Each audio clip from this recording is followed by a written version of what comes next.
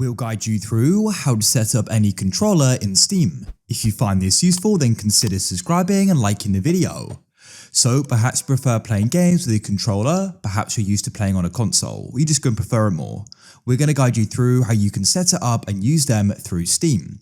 So make sure these full guides you know what you need to do, as we're covering different things throughout this whole video and even troubleshooting at the end if you run into a problem.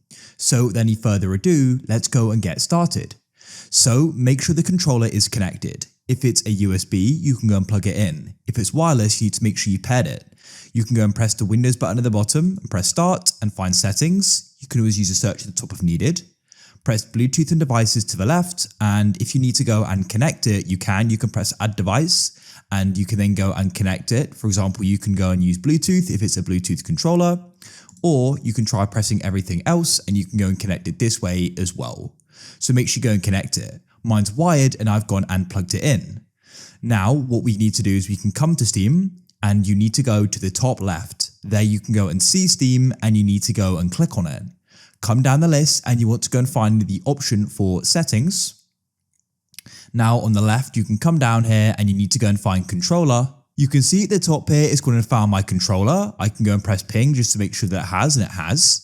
But otherwise we can come into pair and manage, and what you can do is you can come down here and you can go and start switching these on. So you can switch on enable Steam input for controllers. You can come and come to PlayStation controller support and you can go and make sure that's enabled. If it's a Switch Pro controller, you can switch it on. If it's a generic controller, you can switch it on, and you can go and have turn off controllers when exiting big picture mode turned off. At the bottom here, we can see the Xbox Extended Feature Support driver is already installed as well, which is great.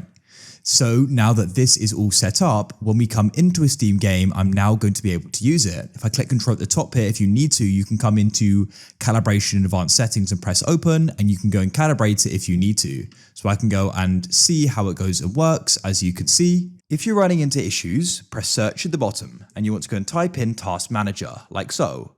This will open up and you can press Search at the top and you can go and type in Steam. You can then go and select it and press End Task, and you can go into the background processes and repeat that. Click each one of them and press End Task until they've all gone. Then you can go and press Search at the bottom and go and type in Steam, right click on it and try running as administrator. You'll get a security pop-up. Now hopefully going to be working.